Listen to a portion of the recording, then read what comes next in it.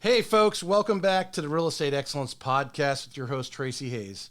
Each and every show I recommend or I have the best of the best. And today I have the driving expert of one of the top home inspection companies here in Northeast Florida. He is the pro in LunsPro Home Inspections.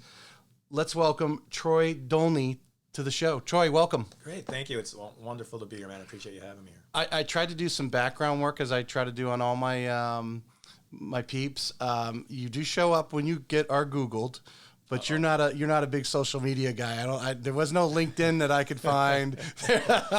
So I'm totally going into this blind. Well, no, you'll probably find when I used to fish the pro bass circuit, people always tell me when they search me, right? I used to fish that. Oh, is that? Oh, okay. But no, I if it said that, I probably that's not the right Troy. That's not the right Troy. But if I wasn't real active on social media, I'd probably get in trouble. You'd be in Facebook jail. Yeah, I probably would be. So anyway. That's interesting. So let's, because my first part of the show is just a little bit to get to know you, so everyone knows where you're from. But so you used to fish professionally. Is that? Yeah, a number of years ago. Yeah, quite a while ago. How did you dabble into that? Is it just a hobby? Well, I grew up. I'm from Minnesota originally, right? And fishing, all the lakes up there. All the lakes up there, and I started professionally. I started bass fishing up there, and long story short, I was volunteering at a boat show for a local boat place. Excuse me. And the boat manufacturer was there, a new boat manufacturer, and we hit it off. We had conversations. They called a couple weeks later, called the boat dealer and said, Troy, we want to give Troy a new boat. We want him to represent us. And the next thing I knew, I was fishing tournaments at a higher level, and I took it to another level.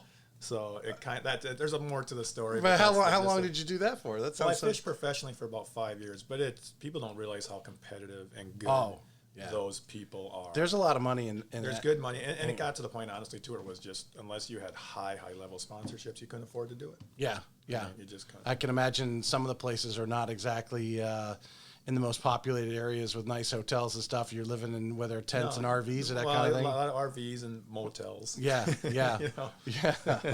Wow, everyone has their unique story, and everyone I've had on, and it was funny that the last person we were talking about, everyone has a story, and that's a little chapter in your life right there. To chalk it up, like how many people get to go around and fish professionally? Yeah, no, man, I mean, it was cool. Yeah. Do you have any time to dabble in your hobby these days? I am an avid fisherman. Okay. I mean, that's like people say, I'm a home inspector and I love my profession, but my identity is fishing. Cool. Right. So what's your favorite area? I mean, you like the intercoastal water, Well, what's interesting is moving down here to Florida a couple of years ago, I always wanted to intercoastal fish, never done it. Been a bass fisherman, freshwater fisherman. So I got rid of the bass boat, bought a intercoastal type center console bay boat. Right. So now I do both, right? So I've been learning to intercoastal fish. I was just out all day yesterday bringing. Yeah. But I do both. I don't fish many tournaments anymore because it's not. I just want to go fun. I have an 11-year-old little girl, and my wife and I we spend most of the time fishing together. So you started late as well, like me. Yes. Yes, yeah. I have an 11-year-old son. You saying I'm old? You saying I'm old? You're around my age, I can tell you that. So you grew up in Minnesota. What did you foresee? I mean, you're going to high school. I mean, I don't know if you went to college, or what would you foresee yourself doing as a career? Well, I grew up. My father owned his own building maintenance company. So I grew up old enough to swing a hammer. Right. Tearing apart old buildings, remodeling old apartment buildings. And I'll blame him if I ever die of some type of cancer, because we didn't wear masks tearing apart these old buildings. Yeah, asbestos all over the place. It didn't matter. Right. I'll blame him. But I grew up in that environment. But actually, out of high school, I went in the Marine Corps, and did my time there. Got out, and then I was like, what am I going to do? So I went to tech school for 2 years. And then as I was going there, this is a previous marriage, but my wife worked at this pretty high-level college, and I had the opportunity to go free. So I said, how can I pass that up? It was a weekend college program working. So I went on to get my degree in management information systems. So again, it's involved in getting my master's degree, blah, blah, blah, blah, blah. So I worked 15 plus years as a high-level IT project manager, managing large implementation projects, but always kind of this handyman guy. that burnt me out. Yeah. But what's interesting to that, what got me into home inspection initially was I had a friend of mine in Minnesota when I was up there that we were good buddies. Like, he was a home inspector. I didn't think much of it. But also I started noticing, this dude's got a nice house. His wife doesn't work. Look at his truck. Right. He's got this boat. Where's he getting it? So finally I talked to him about it. And he's like, yeah, man, just don't talk about it much, right? Because it's a good profession. And he was doing well for himself. Right. And so that was always in the back of my brain. And then kind of moving forward, lived a few places. My wife and I, we ended up in Roanoke, Virginia. This was probably 7 years ago now. And I was like, what am I going to do now? I want to do something else. I was doing consulting as a project manager. Right. So I said, I want to open my own business. And I want that to be, I said, home inspection. That's what I want to do. So I actually I bought a franchise, a pillar to post franchise. And best thing I ever did in my life. Absolutely loved it. Right. I had success up there as a small operator. And my wife and I were talking. This is in Roanoke. This is Roanoke, Virginia. Mm-hmm. And loved it. But my wife and I were talking. We had no family up there. We had no connections up there. But my wife had a sister here. And I was just, after the 5-year initial contract was up with Pillar to Post, I said, let's go to Florida. Because we always vacation down here. I love the bass fishing down here and the fishing. Wanted to do that. Yeah. And so again, we just ended up, I said, all right, we're going to let that run. We're going to come down here. And honestly, when I first came here, my intention was I'm going to start my own business. But that COVID just started. Right. And I was thinking, how am I going to do that? My marketing approach is I'm very kind of hands-on, visiting offices. That's how I grew my business. Yeah. And you couldn't really do that. So long story short, again, I ended up hooking up with wonderful people, Brian and Kristen Lunsford. Mm-hmm. And, I sat down and talked with Brian. And I was, I ended up taking a job with him as an inspector. Right. Again, long story short, it ended up after a few months or so, 4, 5, 6 months, I became the services leader for LunsPro Inspections. Yeah. So it's kind of, so really just your desire to come to Florida. It was 2019, I think we were talking, right? It's basically I'm putting your... what are we, 2020? Because you said just before COVID, yeah. So I'm figuring... Well, it was right. Yeah, 2020. When did that start, COVID? It seems like March of 20. Now. Yeah, March of 20. So we came here about May of 20. Oh wow! So you came right in the middle, right in the heart as it was going, and even we were still somewhat locked down here from that standpoint. There's and then trying to get try to get a business started where there is a lot of relationships. Obviously our business as loan officers, we try to get out and mix and mingle with the realtors as well, because you're trying to build that relationship. It's hard to do that, especially when there's already competition around that have been doing that. Yeah, and then to try to jump in. Yeah, it's scary to jump in, and in my conversation with Brian, I was very impressed, and I felt and even Brian at the time, I'll be honest, he even told me, he goes, hey man, if you ever decide that's something you want to do on your own, man, I'll support you. They're wonderful people, him and Kristen. So, I mean, I wasn't, but it just turns out that again, it was another, I got a lucky, decision on my part, lucky to meet, such great people. So what's the entry into home inspections? Somebody's out there like yourself, you're done. I mean, I assume you have to have a license of some sort. Correct. Is there as a general contractor that has to go take a test and that sort of thing? What does it take to enter what's funny into? About that? Well, every state varies. Believe it or not, there's states that you need no licensure, that you can grab a flashlight and say I'm a home inspector. I think that's silly. But Florida's not one of them. Virginia was more extensive. You have to take at least a whopping 2-week course. Right, but pass the national exam, which is actually very difficult. Up there, you had to do at least 25 ride-alongs with a licensed person, and then you could start doing them. In Florida, you just need to take that same 2-week course, pass the national exam, which, again, is not easy. So, I mean, you got to kind of have your ducks in a row to pass that. Does the 2-week course prepare you for? Is that what it's all about? It gets you ready for it, but you have to do some studying. You got to do some studying. You got to get ready. It usually take a few months before you should. Most people, unless you're just super smart. I'm not, but.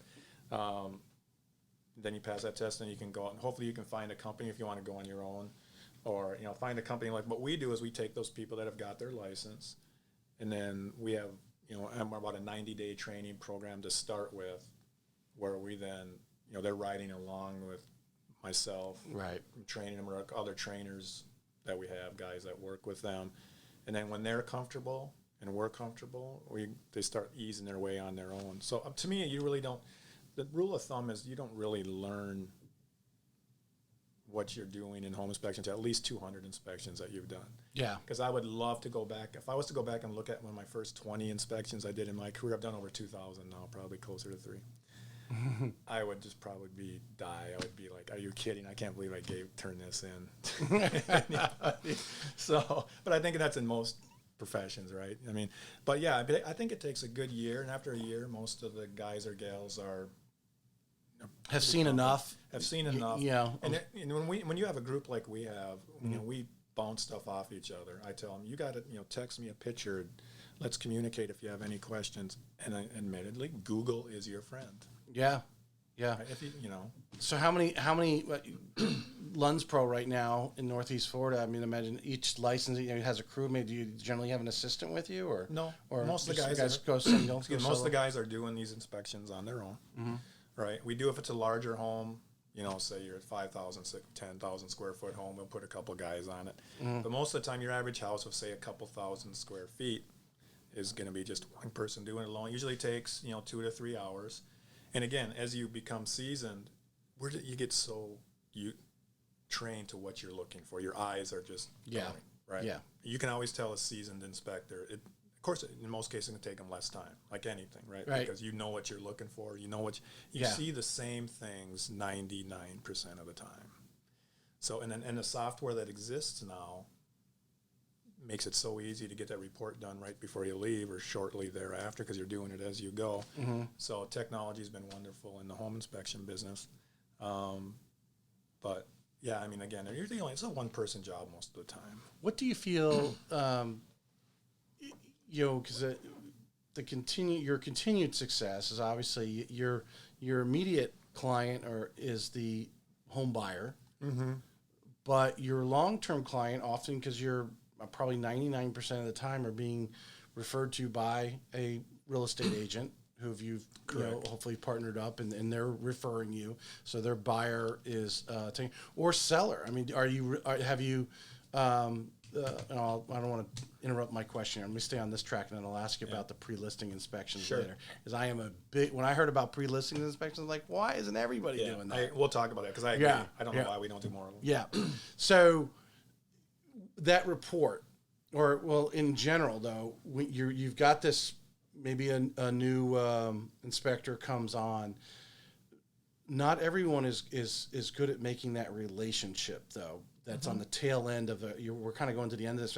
When you present that report, so when you, as being the leader, they're looking up to you and setting the standards, setting the policies for LunsPro as far as how this transaction is going to take place, presenting it not only to the realtor but to the buyer or seller.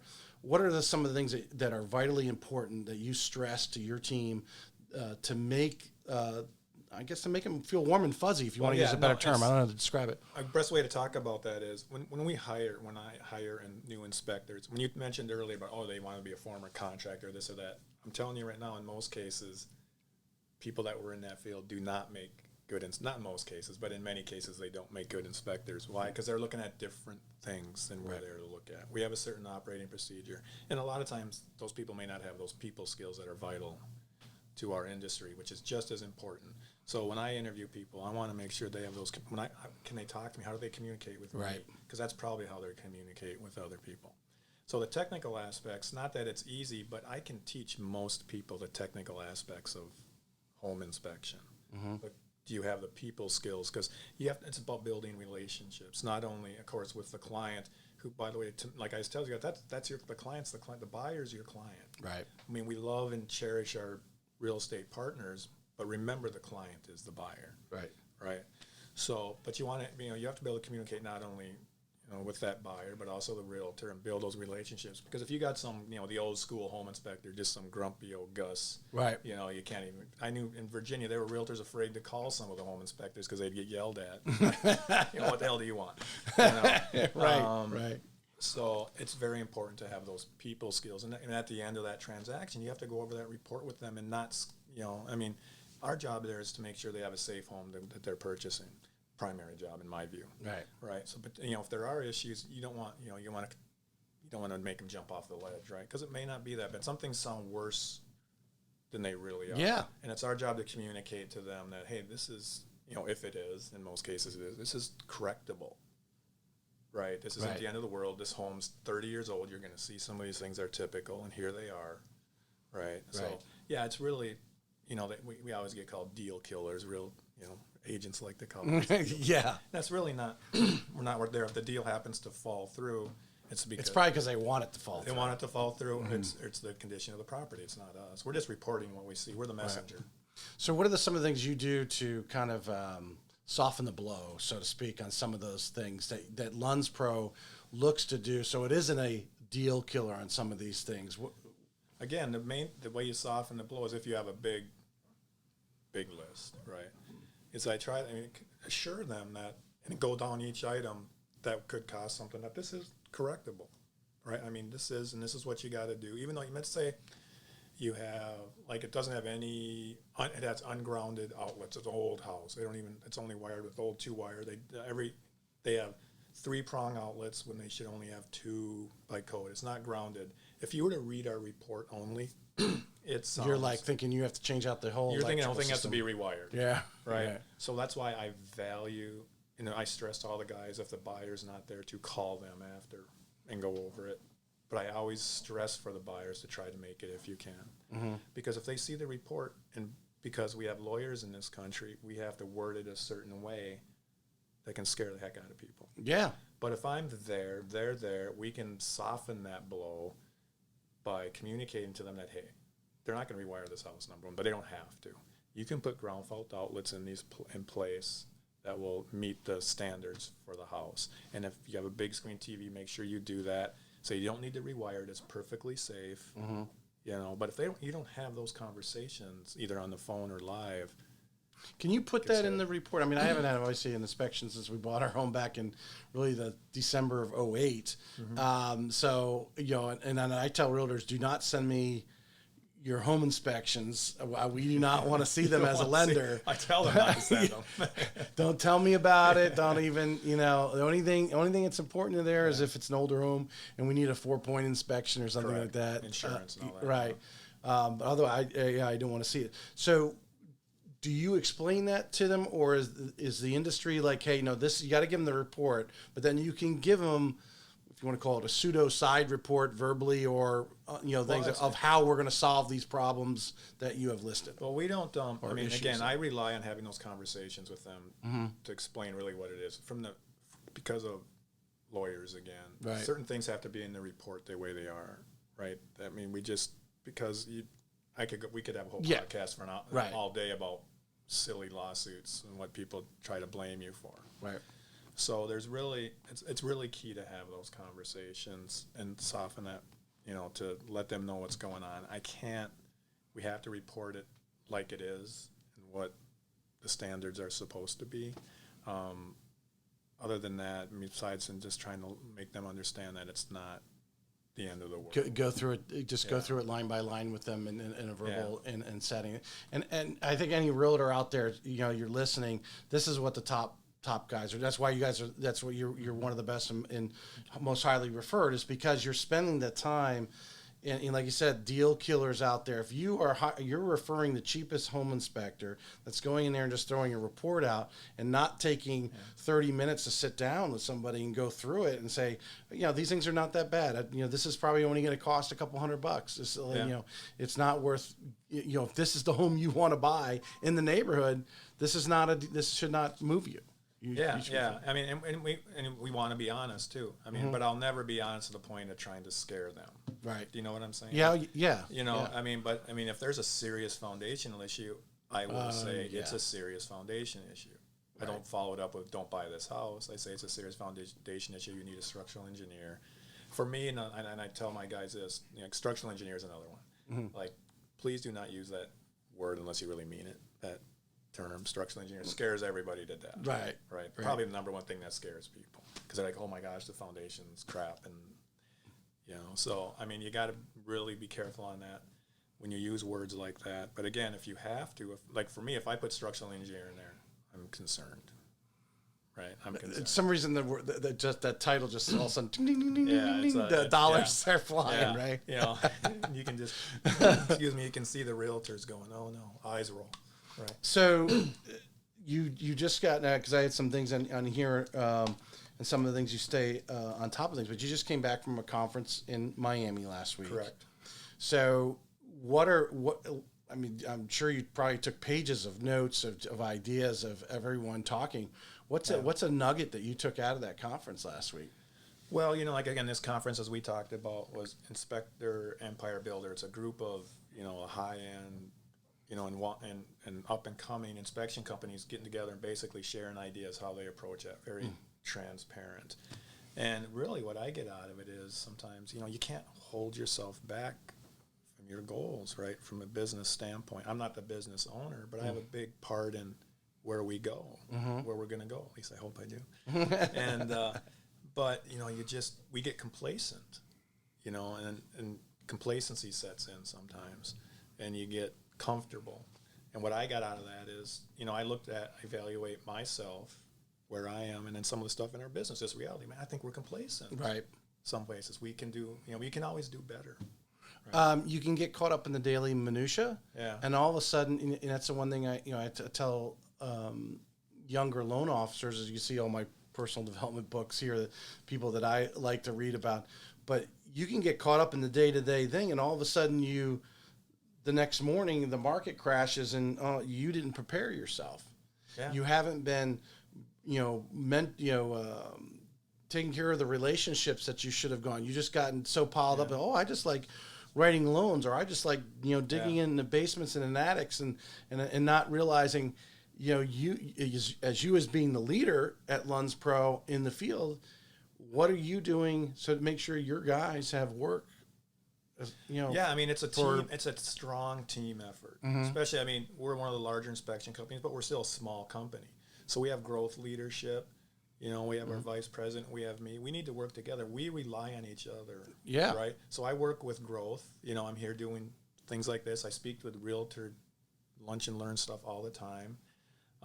So it's critical to and that's part of some of the complacency gets in. You said, okay, well, we're doing pretty good, right? We smashed all of our goals, and, but you need to think outside the box. Like, we want to grow as a company to other locations, right? That's the plan, right? Right. So what do we got to do to set that framework? And, the stuff we're doing here may not work there.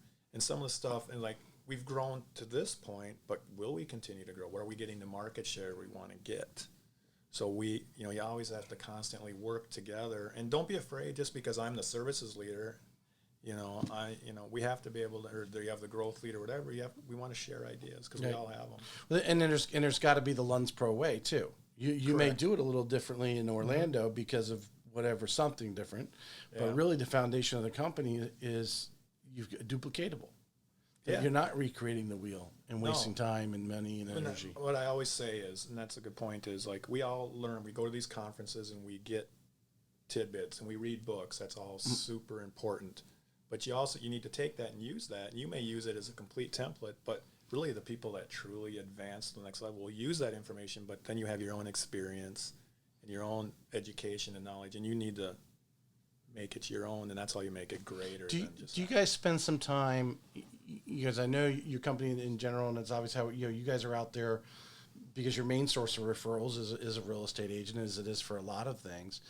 You guys spend some time like just kind of educating those agents a little bit? Do you guys do? Yeah. What do you do to some of the basic things that they need to know, which I imagine are the different services? And if you want to dabble into that, because I wanted to get kind of breed into the technology of your business as well. Yeah, absolutely. Well, one of the things we do is we've done this for one of the large teams out here a couple times, and we'll offer it to everybody. And we've done things is we've actually went out to vacant homes. I've gone out to vacant homes with groups of realtors. One group, I think there were 25 realtors there at least. And I actually walked through an inspection with them of that vacant property, right? And then at the same time, they're recording this so they can share it with new agents as they're coming in, and there were seasoned agents there as well. Sure. But I'm able to say, hey, I open that electrical panel and show them what I'm looking for. Right. I'm looking at a roof and looking at defects on that house. This is what we're looking for. And then that gives me a chance so they can understand what the home inspection's all, what it is and what it isn't. Right. Right. So those are the kind of things. And when I am willing, and we are willing, to any agent office out there wants to be training on a specific area, whether it be heating, cooling, whatever it may be. Right. I'm happy to go out there and have those discussions. I always tell agents, you can text me with any picture, like, what is this? You're out showing, what is this? You send it to me. I'll try to help you out right there live. I mean, I do my best I can. But yeah, those relationships are extremely valuable. So we want to help educate them, because that only helps them, better serve their clients. It helps both of us prevent any issues that could come up there. Well, even just to sit there and explain why they should pay that instead of that, and what they're going to get. Yeah, and the importance of it, and this is why they might want to do air quality or a sewer scope, additional ancillary stuff that we provide, or right. This is why we offer those things. It's not always because we're trying to get it. It's not a money grab. If I'm telling somebody, I really think you should get an air quality test, I really think you should get an air quality, because I have concerns. I hear this a lot from agents when doing our more the VA and FHA loans. Mm-hmm. And they're afraid. Of course, they're talking about the appraiser, really, because I don't see your report. But I'm like, if the appraiser goes out, the appraisers are not home inspectors. No. They're not digging into things. But if they see the obvious, they see a stain in the ceiling, they immediately think there's a leak in the roof. Sure. I'll go hire a professional, figure it out. So but that's something that they should be noticing. Whether it doesn't matter the loan. And that's what I try to explain to them. I said, whether you're doing an FHA, VA loan, or any sort of conventional loan, or conforming loan, it doesn't matter. If there's something obvious that any appraiser is going to see, they're going to note it. Yeah. So if you're showing showing a buyer a home, and you can see on the roof it just doesn't look right, you should be prepared. It doesn't matter, because of the VA appraiser is going to see it, but a conforming loan appraiser is not. Yeah. It's actually the same appraisers. Just one has a more, the VA appraiser is generally the top of the oldest of the group they eventually get approved for. Sure. Yeah. But that's what I explained to him, and I'm sure you have the conversation. I think one of the most recent ones I've had recently was they were concerned about, and we can kind of get into this subject here, because you are seeing it in some of the outlying areas, the older homes in South St. Augustine and so forth. I'm sure up in Jacks as well. Yeah. Is your the septic system, and a lot of them are above ground. And what are some things that are obvious? Besides standing water. Again, when it comes to actual, septic systems, you could tie in with, in the older homes, you could say the main sewer line too, right? Right. Okay, it's the same thing, basically. We don't get in and we don't empty the tanks, of course, on a septic system and inspect that, but we can, again, look for the obvious and examine those lines. Mm-hmm. How is it, everything flushing, draining, things like that, and inspect, like if they have a septic mound, and notice any. Obviously, if there's starting to be some ponding on there. Normally with septic systems outside, if that's happening, you're going to smell it. Yeah. You're going to know. Yeah. So, but a lot of times in septic systems, that can get referred on. But we love, we have the opportunity to do what's called a sewer scope, which is we have a camera, a line that can go in that main sewer line. And I really wish people would do more of that in this area. It just hasn't really taken off yet. Mm-hmm. But, the main sewer line, whether it be to the septic system or to the street on the city sewer system, especially in the older homes, tree roots, it can be damaged. And as I tell people, if you have a damaged sewer line, septic line, it's usually not hundreds of dollars. Right. It's more than that. It's in the thousands. Yes. To correct those problems. So the sewer scope will allow us a 10, 15-minute job to go in and take a look at that and see, is it damaged? What type of, is it corroded, crushed? And again, a real quick story, not necessarily all on old homes. We had our growth leader. She said, come out, try. I had to train a new guy on sewer scopes, and she wanted to take some marketing pictures. So I take my sewer scope out to her 6-month-old house. Put the sewer scope down there, 2 big holes like this in her 6-month-old house. Turns out the irrigation company had crushed those lines. Oh, man. And they just had the sand and dirt hadn't fallen through yet to create the backup. It was coming. It was only time. So luckily, out of pure dumb luck, right, we see that, so she's able to get it corrected under her warranty. And, and that started making me think, right? Well, that's true. Look, I do a lot of pre-dry, drywall type of inspections on new homes, new construction.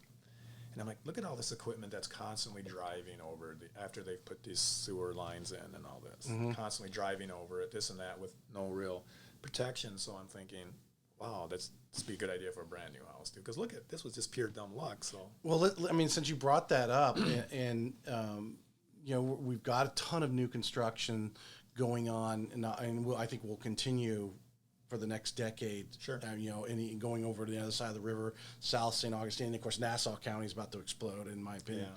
Yeah. How important, you know, these guys are putting these homes together at a rapid pace. Sure. I assume your feeling is people aren't doing enough of them. But hit on some real key points of things that you've seen. We don't have to mention builders or anything like that. It's like, no. Here's some things that I've seen that really is going to cause angst for those people, whether it's 6 months, 6 years. Well, what it is, you know, again, I'll start out with the pre-drywall, you know, prior to them putting the drywall up, that's when all the plumbing, the electrical, of course, everything's up, windows are in, usually roofs on. I mean, they're just getting ready to hang the drywall. Yep. So what that allows us the opportunity to do is get in there and see all that stuff where we can't normally see it once the walls are up. Right. So we can see, is all that plumbing done correctly? Is it fastened correctly? Is it, you know, is it not sticking outside the wall? Or things like that, right? The electrical, same thing. Electrical, is all of it done right? Is everything done safely, correctly? Are the proper strike guards in for plumbing, electrical? But one of the things also, when you can see all those roof trusses before all the sheetrock's put up, one of the common things you'll see is like HVAC will come in. We're looking at that for make sure the ductwork was put in correctly. It's not pinched off. The air is going to flow properly, all those kind of things. But they'll do some, like, they'll make it fit, right? So they'll cut a roof truss or two, right? And they can sure do that if it's fixed. But then I can note, hey, they did this. Make sure you confirm that the engineer signed off on that repair. In most cases, you're going to find out, no. So those are the kind of things you'll see. I mean, getting to even the next stage, I had a buddy of mine, inspector buddy in another state, went out to a final phase inspection just before closing. He went up in the attic, and sure enough, there was zero insulation. How does that get through all the code inspections? No one looked in the attic? They don't. Those code guys. I mean, I'm not going to knock them. I don't want to. Some of them do a great job, but they know they don't Bob the Builder. He's their buddy, and they pull up in that driveway sometimes. Yeah, it's good. But, you know, so... Well, the good guys know what they're doing, and the guys that know what they're not doing know what they're not doing. So, but, he was telling me that the builder was there, and he called the builder over to not embarrass him in front of everyone and told him to go look in the attic. Right. And that builder came down just beat red. Oh, I tell you what, he went to rip someone's head off. Oh, yeah. He said he went out, stepped out to the garage, and you heard a bunch of words being exchanged. Yeah. Telling him to get, you know, because I'm sure it was super embarrassing for him. Yeah. But anyway, but no, the pre-drywall, really, we can look at the foundation. We have the tools to check if we have concerns over its level or not, right? Okay, the foundations, we have tools that can tell us, you know, 0.0 to, you know, here, is it an inch off? Should it be, you know? Well, talk about that sort of thing. Is what about the foundations? Because obviously in like St. Johns County, you're bringing in fill everywhere. Yeah. Like, how do you determine whether or not, you know, especially on a new construction where they're about to pour a slab or they have just poured the slab, whether or not that fill is, I assume it's packed down. What's your kind of requirements for that? You really can't. I mean, you can, like, we have the equipment to see if it's level at that time, but again, stuff, I mean, that's right then. Yeah. It's a year from now. Without any weight on it. Yeah, the house doesn't. I mean, that's what some people don't understand. Yeah, because we'll get those calls. How come you didn't know this? Well, we had no way of knowing it at that time. Right. We really don't, unless it's really happening at that time. Now, I'll tell you a story. Another one, speaking on that, was a pre-drywall home, $2.2 million home. So, it's a lot of money. Yeah. And the guy comes in, the buyer, and I'm talking to him. He goes, hey, do you have concerns about this crack over here? And he points out this crack, and it's bad. Right, and there's a bunch of crack in the foundation in the floor, in the slab, you know, with like a 1/4-inch gap, and actually lifted up, like, you know. So I'm like, that's pretty bad, and I'm noticing all the cracks. He goes, well, he goes, yeah. I go, well, yeah, I do have some concern over that. So he goes, come in here and look. And I go in another room, and it's cracks everywhere, same thing. And he goes, what's interesting is those weren't there last week. Wow. And of course, right away, quickly. Yeah, I started looking around, and there were cracks, severe cracks everywhere. And that, I mean, I just told him, you know, you really need to have a discussion with your builder. This is something that needs to get resolved. You know, I'm trying not to say, you know, run and hide. Right, yeah, or like, yeah. Right, because it was that bad. Right, wow. Yeah, and I just said, he goes, can they fix this? I go, they can fix it. They may end up there's going to be a lot of work. That's all I'll tell you. And it'll be a lot more work after the weight of the actual house is put on it. And I go, and wow. just think if he wouldn't have had me out there, or he didn't notice it to tell. And they would put the floor over, the average person, they'd put the floor over the top of that, and you wouldn't know until it was really become a problem. They would figure out a way to get it level enough and get it closed and walk away. Yeah, and then in 2 years, 3 years from now, who knows what it would have done. I have my belief in this, having 16 years been from a lending side and talking to some agents, and I think, like you said, there's good inspectors, they know what they're doing, and there's good realtors, they know what they're doing. But they're really afraid to approach their buyer sometimes and say, hey, you should be doing, it's new construction, great, there's warranties. But if you're going to go in here and nitpick this house afterwards, you're really in a bad position. Yeah. To hire a home inspector to come in and be with you, because they're your professional eyes and can document it for you to present to the builder in this case. Like you said, I think too many are like, oh, I don't want to tell them, they're going to have to spend whatever amount of money. But you got to realize this isn't the day of 2006. Now we've had a little blip here recently where home values went up so great, right? Sure. So everyone's like, okay, where people were buying houses in 4 or 5, and then of course in 6 it started to come down a little bit. And then drastically came down the home values, where people actually lost money on homes. We're upside down, put them back financially for years.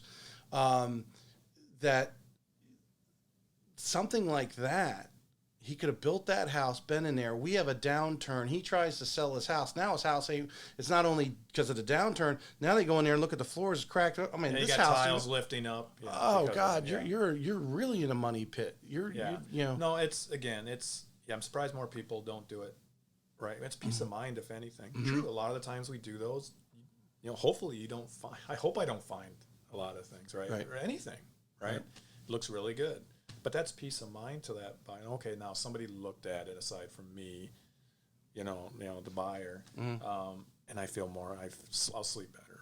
Well, the site supervisor can't bullshit his way through with you. Yeah, I mean they'll try. I mean, yes, I'll be honest.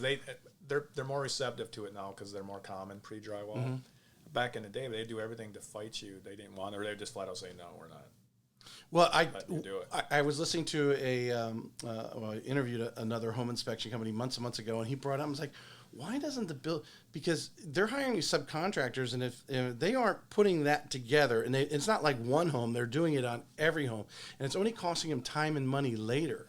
Yeah. The cost of having a third-party eyes come in, or at least welcome them in if the buyer is going to, because you're solving catastrophic problems at a point where they can be solved for very minor expense. A lot less money. Yes. Minus that slab issue that probably wasn't going to be cheap. That one. But most of the other stuff, for example, like you got a plumbing pipe, a drain pipe. One of the common things I'll see is that pipe is sitting about an inch outside the wall. How are they going to put that sheetrock?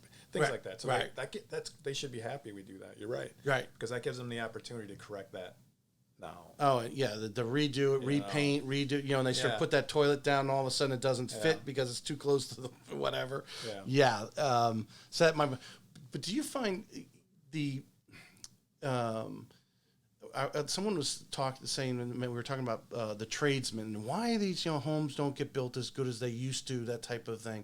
And one is the demand, and 2, we don't have as many trying to get employees that are will show up to the job is another thing. Confident. But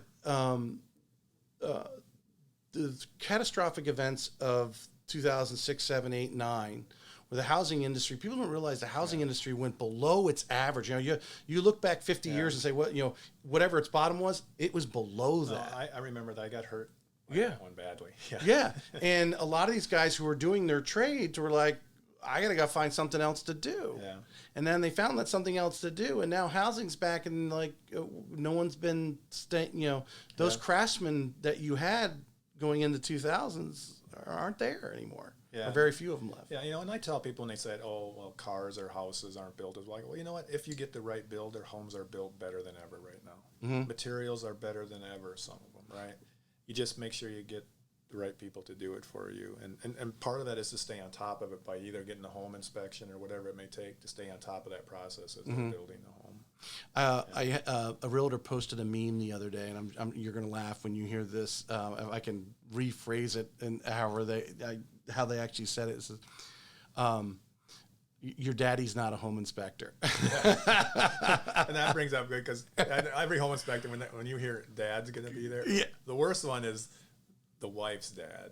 Right? Yes. You're just like, because they want, you get it. They want to kind of show off to their daughter, whatever, right? That if they actually know anything. Yeah. But I think I'm pretty good at it, softening them up a little bit. Right. And usually forming a real positive relationship after laughing with them, And I'll tell, like, when the people, usually want to follow you around, and I'll just tell them, well, yeah, I don't have a problem with it, but I'm going to bore you to hell. Right? Because, I'm just doing my job. But most, they can be, Can you spin that into like we were talking earlier about softening the blow of an issue that you may find in the house? Because they're right there. And they're looking right at it versus on a picture on a report. Oh, yeah. Well, yeah. I mean, you're right. If daddy's there or somebody they look up to, right? Right. And he's going to be all concerned about something. Yes, I can definitely soften that blow with them, or just joke with them that, well, you got a good project when they move in. Right. I'm building a list for you, I tell them. Well, they're actually right there, and you can interchange versus them just looking on paper. They can ask you questions. Yeah. So I guess it could be good, bad, but it's mostly bad. But I think this particular realtor was like assuming they didn't need a home inspector. Their daddy was going to come in and look at the house and make sure it's good for them. Yeah. Troy, we talked about you talked about learning and staying on top. What do you do as the leadership at LunsPro? I mean, are you a podcast listener? You like to read books? What do you do to stay in front of the troops? Well, I mean, you always got. I mean, obviously, in this, it's a very technical business, right? Things are changing. So there's a great organization we're all a part of and certified. And it's called InterNACHI. It's a home inspector organization and nationally recognized. And their training programs are outstanding. They have more online content than you could ever imagine on every topic. There is constantly evolving and changing. So I have requirements for the guys to take X amount of courses over a certain time frame. And I can track that through That's cool. that they're doing that. Yeah.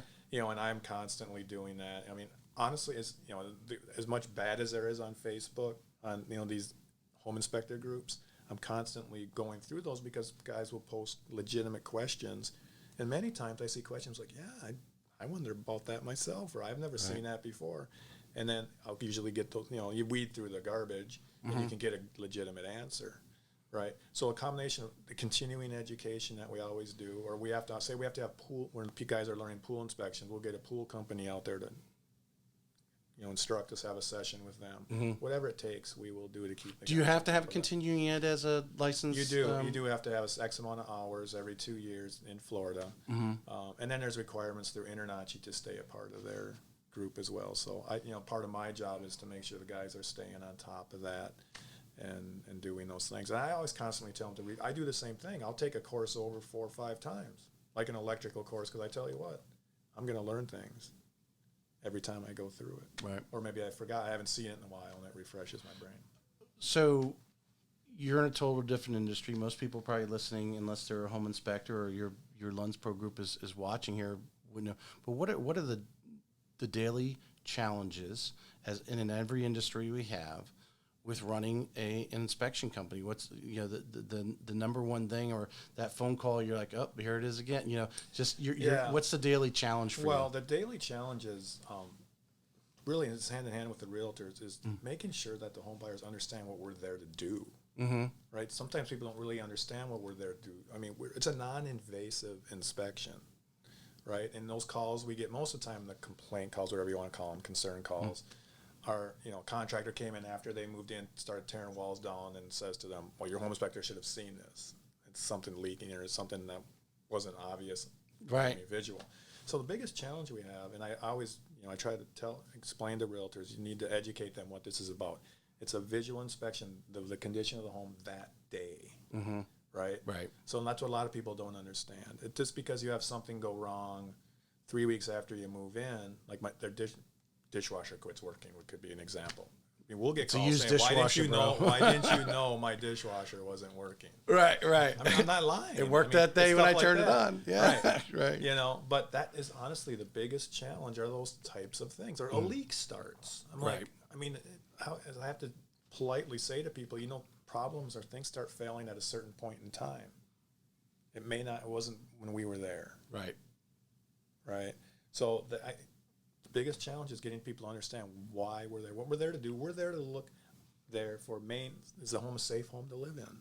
Right. Are there any big ticket items that could cause you financial problems? Right. Later on.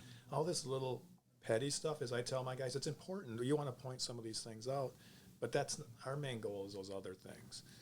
Right, you know, and if we can do that, most 9 out of 10 people will be happy with what you did. Home warranties. Yeah. What's your opinion on that? I always tell people I'm a fan of them. We as a company offer a 90-day warranty after they have their home inspected, and then it's like 23 days after they move in. And what that allows, I'll go into the other ones later, but that allows to cover, and like they move in and over that 2 months between the inspection and you moved in, maybe the dishwasher quit working. You got a few weeks to find that out. Right? So that's an awesome warranty that we do offer. But I highly recommend home warranties to people, especially when the stuff's older in the home. You have 10-year-old water heater, 15-year-old water heater, heat pumps, and so forth, heating and cooling. If you have older equipment and it's an older home, I highly recommend them. I think they have great value. How do you the hot water heater? Or something me and my wife have 5 condo units, and they were reaching an age, and we actually went in and started replacing the thing with a tankless in there. We were lucky to get a tankless fit well in our house when it went out, but lucky that hot water heater's in the garage. So we came home one day and the water's flowing out of the garage. Great, nothing really damaged. Some boxes in there that might have gotten wet, but that's about it. Yeah. But some of these things are not in those areas, especially in the older homes. You'll have hot water heaters in attics. Right.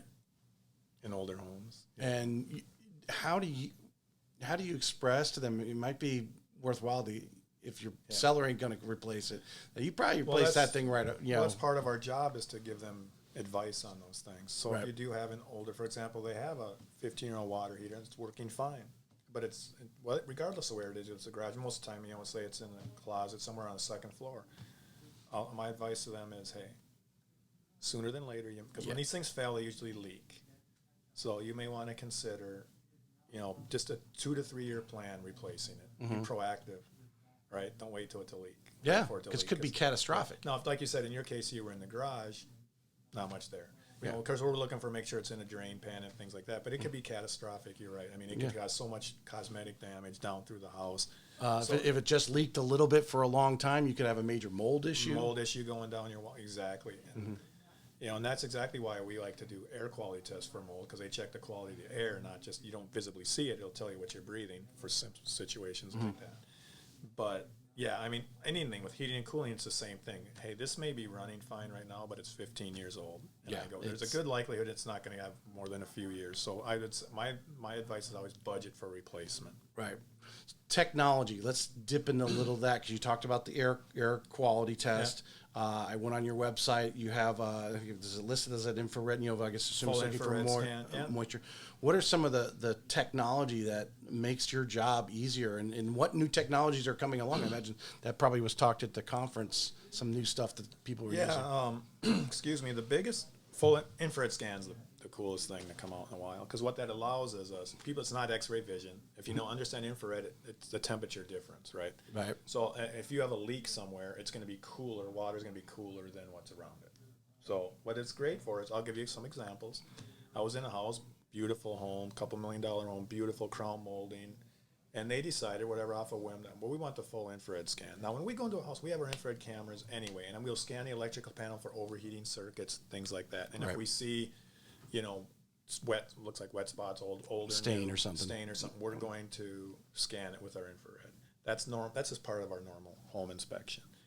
Full infrared scan, we're going to scan all those walls anyway. In this case, they paid for a full scan, and I was on the outside edge, and I'm scanning, and all of a sudden I look at the ceiling, and I see blue cloud coming out into the ceiling. Nothing visual whatsoever. Nothing would give me or anybody an indication there was a leak in there. So I started investigating. I go outside. You could see they had done some flashing repair recently. Obviously not good enough. Oh, right? no.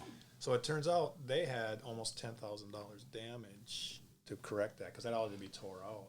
Mm-hmm. Right. I've gone into another thing good infrared's for is I walked into the house one time and they didn't pay for it, but it doesn't matter. I'll use it if I feel I need to use it. Mm-hmm. But I'm in this one bedroom and it was an old house that had no attic access, so I wouldn't know this.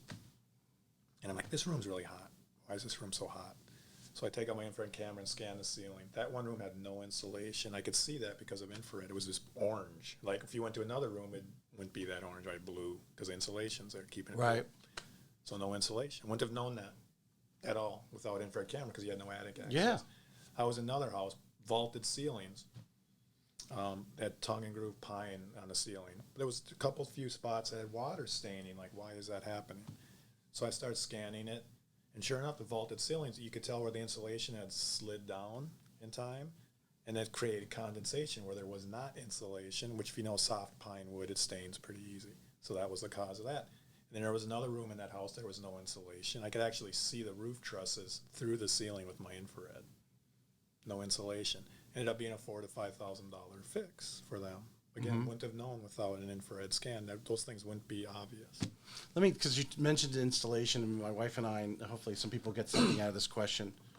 The spray foam versus your standard Owens Corning. Oh, I'll tell you why there's pros and cons to spray foam. I'll tell you why we love it as inspectors, because if you're in the middle of summer and it's normally 140 degrees up there, if it's spray foamed, it's not. It's not cooler. I'll tell you that right now. Way cooler. It's almost the temperature of the house. So it does. Wow. It's very effective from that standpoint. Some of the negatives is if you have roof leaks or things that are going on, you can't see it and they don't show up for a while. Right. They cover a lot of things. So some people don't like that. Just a good, bad, and different just there. My opinion, from what I can feel physically when I go up there, night and day. Night and day. You would spray from the. I would. And then, just for example, and again, hopefully someone gets something out of this question. My house is, I think it was built in 2003. Yeah. 2003 was finished. We're the second owners. And we've talked about, we need to put some, we felt looking up there, and we've done some renovations that went into the attic a little bit, to go in and spray some more insulation. Or, we talked about the foam, can it go in there? Are you seeing on some of these, or basically homes over time that you need to refresh it? Absolutely. That's one of the big common things we find. You'll go up there and the insulation might be an inch thick is all, especially if it's a 50-year-old house, right? They've never done anything in 50, 60 years. Right. And you'll go up there and it's basically just gone, right? That's I shouldn't say common, but it's one of the more common, bigger issues. But as I tell people, again, talking people off the ledge, I go, it's not a big deal. Right. You can go. They can go buy that spray foam $400 or $500, and right. And there's a lot of companies that do it. They want to hire somebody. It doesn't cost that much. Just spray or do it yourself. Right. Right. I go, it's not that big a deal, but it needs to be done. But then you start thinking, man, they've been living in years with this, poor, insulation, right? Or heating bill or a cooling bill, I should say. We could sit here and talk for hours. I want to wrap. I want this last question. Because we are here in Florida, and we have a lot of Northerners moved down. I was born in New York, grew up in Massachusetts, so I came down here myself. But there's occasional. Up north you have mice get in the house in the wintertime too, because they're trying to stay warm. But as far as the different type of rodents that we can have come into the house, I had a service come in and they sealed it off, and I haven't heard anything since then. They got them out, but I'm sure you've gone into homes and have gone in the attics or whatever. How that's got to be a catastrophic. Well, I wouldn't say catastrophic fix, but it's a big time fix because they're seeing rodent feces. People want things like sterilized. Sure, yeah, they don't like to see that. And the reality is, again, talking people off the ledge, it's not uncommon to have mice or rodents. I mean, we look for those kind of things. I went up in a house the other day. I removed the attic hatch and I go to stick my head up and I turn this way and there's a dead rat literally like my face. Right. I was like, I almost fell off the ladder. Of course, it scared the hell out of me. But we do see things like that. As far as rodents, getting pests. I was in a house a few weeks back where it was so bad. I'm going to tell this story with the cockroaches. Oh my goodness! I opened up the electrical panel and they ran up my arm. My wife would be screaming. Yeah, and they were coming out of the walls. People were living here. and I went into the kitchen, and I could see cockroaches running everywhere. And I look under the sink, and literally, I'm talking hundreds come running out. I opened the refrigerator with the food they were eating, cockroaches climbing all over in the refrigerator. Oh my God. You know, but be right. When we see things, people think we see a lot of. I don't see many snakes. You know, I worry more about spiders. Spiders can cause you more harm than snakes will. Snakes will usually. Snakes will run. Yeah. Spiders. I know a couple home inspectors got put out of work for a few months from spider bites. Right. Yeah. And well, let's finish up with what we were going to talk about, and that's that pre-listing inspection. Your pre-listing inspection. Now, the house with the cockroaches. Yeah. You'd probably have to burn it down. I mean, I don't know what else. Well, we own a pest company, Kingfish, so we sent them. Yeah, we made money on that end too. Now, if I was a buyer and I found that out, I'm out. They're out the door. Deal's done, right? They were no. Well, this was like a 6-unit complex, and they were investors that we work with all the time. Okay. She was just more concerned about what can we do to take care of it. Right. It was going to be your personal home. They would probably run the rental. Yeah. Okay, we understand the expense if we're going to bring in Kingsford. Yeah. So the pitch out there to realtors. I mean, how important? I think it's just, I don't know why they don't. Pre-listings. Well, neither do I. And here's the deal, because I think now in our environment now, the market's so amazing. You know, houses on the market for one day. You know, right, multiple offers. Why do I need to even spend that? Right. But like I always tell them when I'm training them, I'm saying, hey, this is going to change. We're going to get back to the norm. Mm-hmm. Just think about someone like me coming out there and with that seller and going through that home, so peace of mind, right? But what happens, like as you know, if you get the inspection done after the fact, you only have X amount of time to get it fixed. You need to have a contractor do it, licensed contractor do it. So you're going to pay more, and you have shorter time frames, so you have to hurry and get somebody. If you can identify those kind of issues up front, not only can you potentially take care of it yourself, you got the time to shop it around, take care of it. There's none of these gotchas during that process. You're feeling comfortable if they're going to send another inspector out there that, hey, I'm not worried. Man, right, because they might hire, for lack of better terms, a dime store inspector, and he goes out there and makes a big deal about it. He doesn't have the proper presentation explaining it's not a big deal, and what it might not be a big deal. They go, oh my, and it creates doubt with the buyer. It does, and this, having that, and also some agents, if they want to, some of them don't want to, but if you can show that as you're trying to sell that home, hey, look, we already did this. And these are things we corrected. Mm-hmm. Some agents will say, well, that scares them. They don't know. There's this list, and there was all these things wrong. Well, I mean, every house has it. But, go through the inspection. It's a brand new construction. Yeah, they got all these things. It shows that the seller took the initiative to get these things corrected. Not true if they get another inspection. Like I tell the guys that do them, I say, hey, every inspection, we could follow each other and find little picky things. Just don't miss the darn big thing. Right. That's not the good thing. But again, everybody, it's more of a peace of mind thing. You do that before. I mean, it kills me that they don't do more of that. If I was selling my home, of course, I would do one. I had a large, you were talking about this was a $2 million home. They went out and did the inspection post-contract, not a pre-listing, like the normally done. It had a tile roof. There was issues with the tiles. They got up there. That was a $10,000 fix. Sure. They went up in the attic, found rodent feces. Done. Don't want to touch the home. Yeah. Killed the sale. They could have taken, just because you got some rat poop up there, right? Right. They could have sucked it all out and put new stuff down for whatever. Yeah. And saved the deal. Taking care of it then, taking care of the roof, and then took care of it before the deal, and when you work so hard to sign the contract, guys and girls. You don't want an inspection to kill it. Kill it. And I'm with you on that. I want to shake people. Yeah. That's good. All right, so we're gonna wrap up here because we're actually closing in on an hour here. Troy, is it more important who you know or what you know? Is it more important who you know or what you know? I always think it's who you know, right? Mm-hmm. Because who I know is going to help me get where I want to get. It's going to give me the knowledge I need to achieve what I want to achieve. What I know, I can learn that anyway. I can learn that in a book. But it's who or what, who you know, or the people you associate yourself with are going to get you where you want to be. Right. Because there's a ton of places out there, because they can direct you where the knowledge is too. Yeah, exactly. Which a lot of it's on YouTube. Your guide. Yeah. All right, you've been here in North Florida, Jacksonville area for it's like a couple of years now, right? Yeah. Are you a jumbo shrimp guy, Jaguars? Are you like to go down and watch the Iceman because you're from Minnesota? Well, I'm from Minnesota, so I'm unfortunately a Vikings fan and all Minnesota sports fan. Right. Right. So I do want to check out the old Jumbo Shrimp just because the name's cool. And the Iceman, too. I'm a huge hockey fan, Minnesota Wild fan. Right. And I think as a company function, we're going to be going to a hockey game here soon. But, yeah, the Jags, I'm a huge football fan, play college ball and everything. But they're so horrible. It's hard to watch. But I want to be a fan. I support them.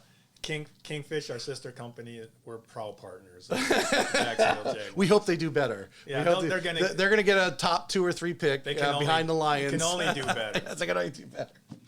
And then, what's on the travel bucket list for you and your significant other? Well, we kind of have 2 different things. Mine is to go to South America peacock bass fishing, which she would love to do. Hers is to go to Ireland. But so when that time comes and we can. Is she a fisherman too? She she goes out with you a lot. Like I said, 11-year-old girl. Us 3 go fishing all the time together. Oh, that's awesome. We love it. But hers is Ireland. She keeps talking about Ireland. So I mean, I want to go there too. Right. I go, but tell me about South America. Where would you where in South America? The Amazon River, anywhere down there in Brazil. Yeah. Yeah. I have buddies that have gone down there. There's this one place I want to go. I grew up sport fishing on Cape Cod. That's cool. Yeah. So I tell people if I go fishing, it's got to be for something big. Yeah. And I was fortunate enough to go to Cabo. It was actually, my son's 11 years old. He was infant at the time. And we did go out. And the mate said it was about 400 pounds. Marlin, obviously I let it go. I'm a sport fisherman. Sure. I'm letting it go. Yeah. But there's this place down in Panama where you literally got to fly into Panama City, then take a puddle jumper over to another place, and then they boat you to this little village where they have these sport fishing boats. They go out into Pacific Ocean side of Panama and go out, the pictures, the sailfish, the marlin, whatever. That's I want to do that. I have to hook up with somebody here that does that. Yes, exactly. Guides are too expensive. Hey, I appreciate you coming on. What's the best way if someone's, whether they're interested in business or it's a new realtor that has a question, what's the best way they can reach out to you? Well, really reach out to LunsPro.com, our website. There's several ways you can book inspections online. You can call the office number. Don't ask me the office number. I don't know by heart. But really, to go it's online, in your phone. It's in my phone. Yeah, office. But just go online and talk. And there's several different ways to reach out there. And I'm sure because you guys are very realtor friendly with all the with Kristen and Brian and the companies you guys own. You have Pro Realtor. I assume if a realtor just had a question, even about a report that they had that they're not getting an answer from that inspector, you guys would help them out. Yeah, absolutely. No, I'll happily. I mean, you can reach out to me, or they can reach out to me, and I will answer any questions that. Help them out. Hopefully you win your business. Do. They're one of the best, if not the best, in Northeast Florida. The best. Troy, the best. The best. I got to be kind of politically correct. There's great guys. But Troy, I'd really like to have you on, maybe in 6 months or so, because you've got stories, and we could have been here for 2 hours or more talking about different things. Anytime. Yeah. Anytime. I appreciate you. Yeah. Thank you for having on. Appreciate it.